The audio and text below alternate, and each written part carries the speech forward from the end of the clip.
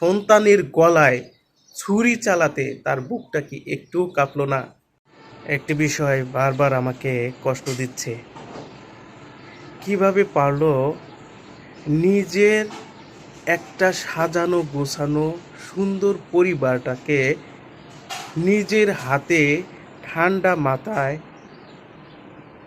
জবাই করে দিতে, ঠান্ডা মাথায় শেষ করে দিতে, এত বছরের একটি সাজানো সংসার মুহূর্তের মধ্যেই শেষ করে দিতে। বলছিলাম গোপালগঞ্জের ফুরকান মিয়ার পরিবারের কথা। ফুরকান মিয়া প্রথম দিক দিয়ে ভাড়া থাকতো আবদুল্লাপুরে, পরবর্তীতে 6 মাস কিংবা 1 বছর আগে সে চলে আসে কাপাসিয়ার রাউতকোনা নামক একটি জায়গায়। সে ভাড়া থাকতে সুন্দরভাবে তার জীবন অতিবাহিত করতেছিল। হঠাৎ গত শুক্রবারের বিকেলে তার শালাকে তার বাসায় ফোন করে বলে যে তাকে একটা চাকরি দিবে। তার শালা আসে, সেই বাসায় শুক্রবারের দিনে ভালোই খানা পিনা হয়।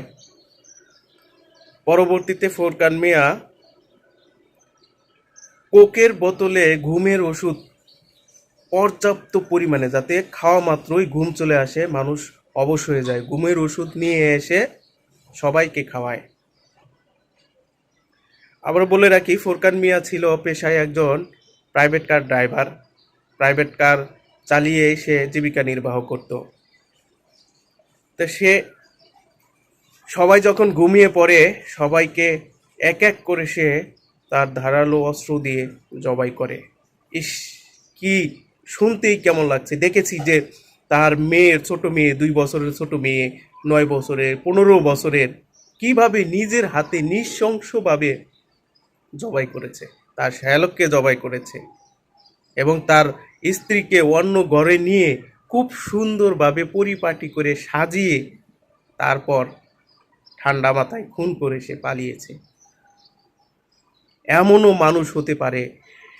বউ অন্যান্যদের কথা বাদ দিলাম, তার নিজের জন্ম দেওয়া সন্তানের গলায় ছুরি চালাতে তার বুকটা কি একটু কাঁপলো না?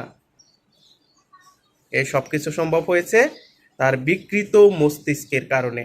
একটা মানুষ নেশাগ্রস্ত হলে, মাদকাসক্ত হলে, সে মানুষ যে সবই করতে পারে, এটা তার বাস্তব প্রমাণ। তাই আমাদের বর্তমান প্রশাসনকে একান্তভাবে রিকোয়েস্ট করব, এই মাদকাসক্ত বন্ধ করুন। যেখানেই মাদকাসক্ত দেখবেন সেখানেই দমনের ব্যবস্থা করুন।